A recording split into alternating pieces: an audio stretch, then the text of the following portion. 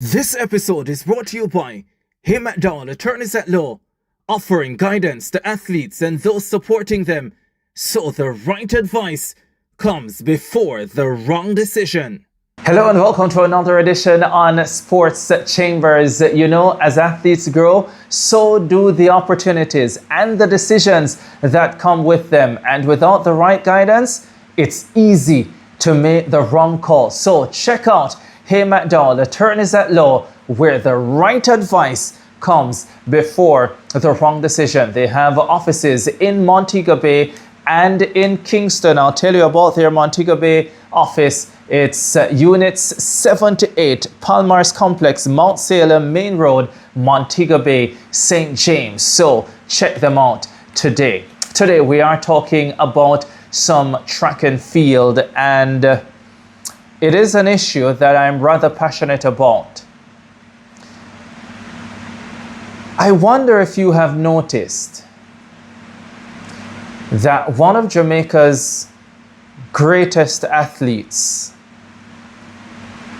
has not competed for 2026. I am talking about Johan Blake.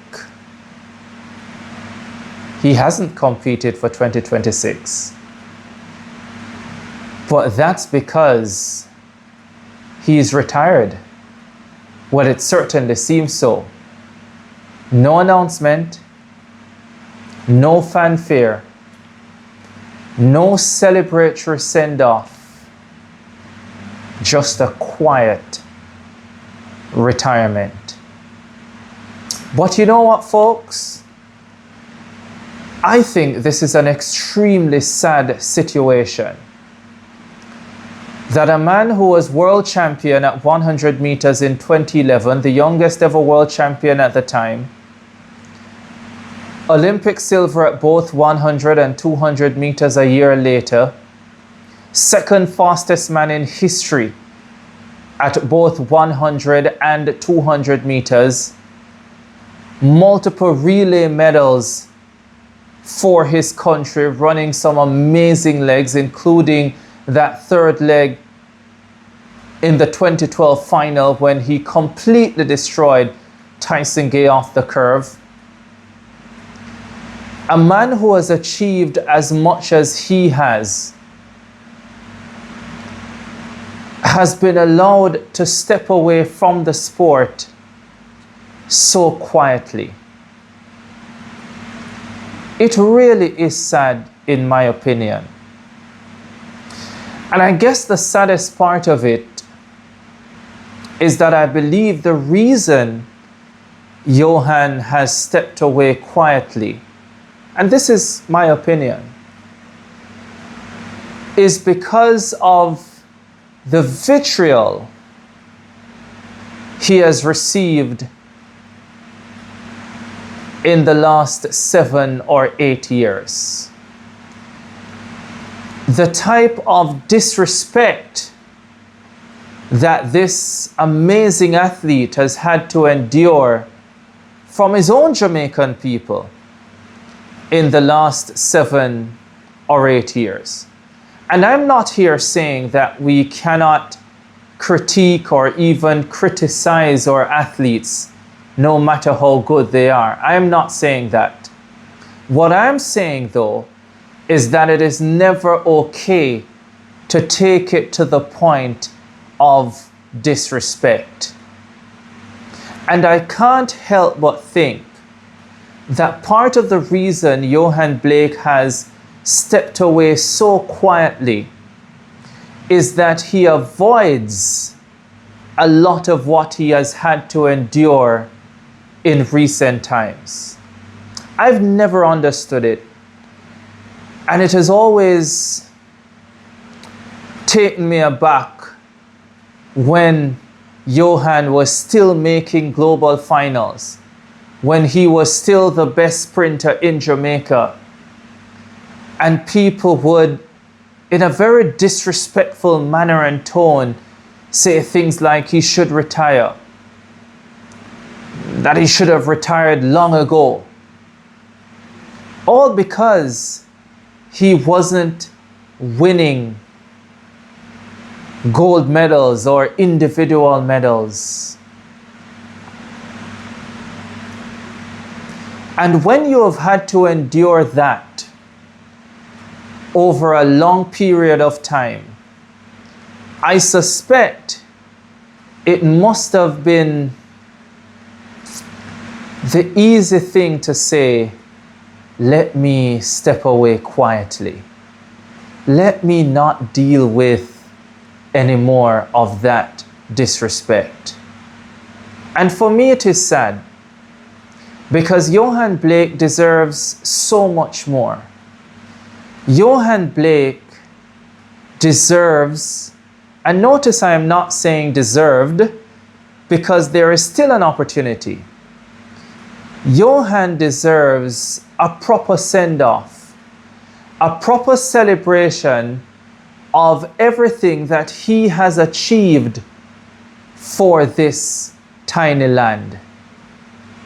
And this is where, you really have to call out the Jamaica Athletics Administrative Association, specifically as the governing body for the sport in Jamaica. There was a time when our association had the Golden Cleats Awards, where they would honor the athletes for their performances over the year. So they would have Male Athlete of the Year, Female Athlete of the Year, Coach of the Year, and other categories. It's been a while.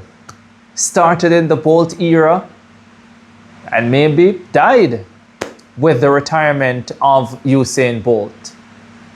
Our athletes deserve the recognition, and it is disappointing that those awards are no longer being held. If they were, I would at this stage suggest to the local governing body to do something special for Johan Blake, because he has been special for Jamaica. And I don't think he should be allowed to walk away quietly. Johan the Beast Blake deserves so much more. And you know what my fear is? That in future there are going to be so many more great athletes like Johan who are allowed to walk away quietly without the fanfare, without the celebration that they truly deserve. I think about Kishane Thompson, for example. And already the type of vitriol that he has received.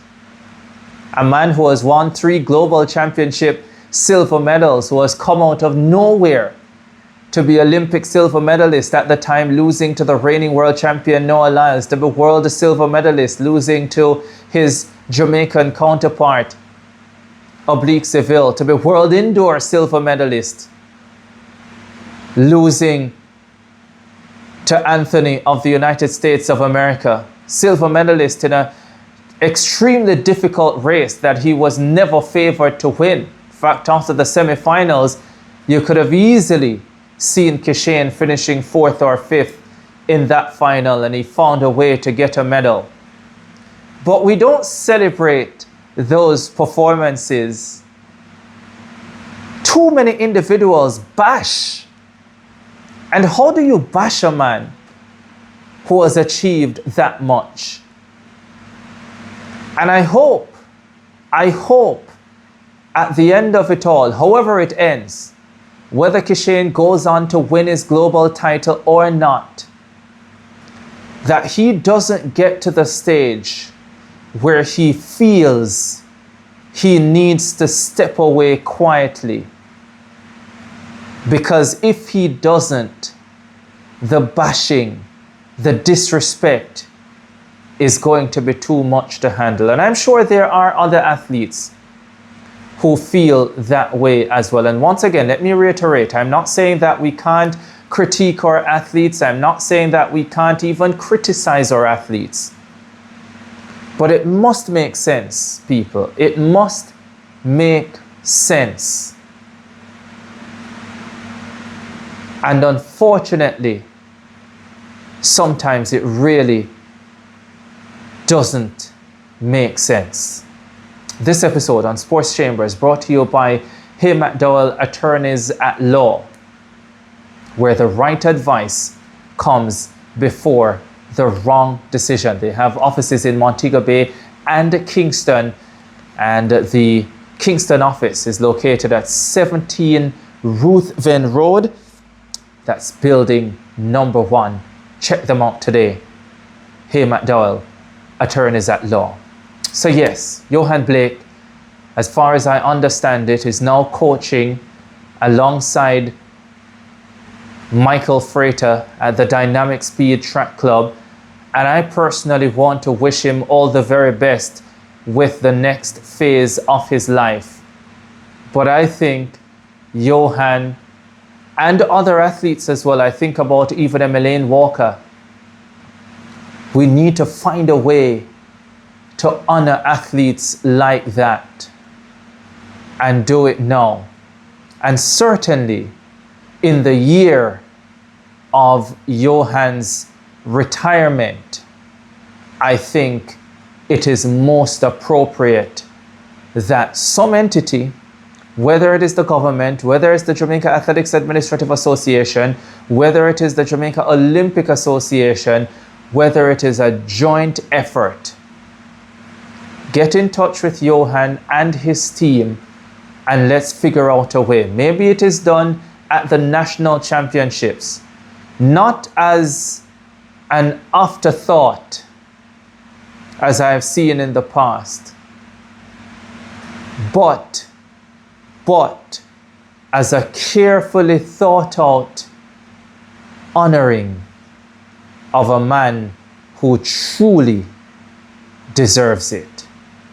It is sad that Johan Blake felt he had to walk away quietly. Don't let him. He deserves more. There are other athletes who deserve more as well. Don't let them walk away quietly either. We have to do better. We don't want our athletes to leave and go and compete elsewhere. But when we treat them a particular way, then we do push them away. Let's not push them away. Let us do what I consider to be the mere minimum. It's not about the money. It's about respecting our athletes and what they do for this country.